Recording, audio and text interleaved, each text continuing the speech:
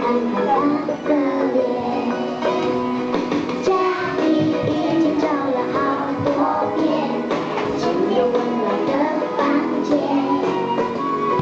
爸爸说幸福就在镜子里，那就是我快乐的脸。老师说，如果愿望能够少一点，快乐就会多一些。爱是地球给我们的资源，随时记在心里面。我用善良礼貌的双眼，发现大家幸福的脸。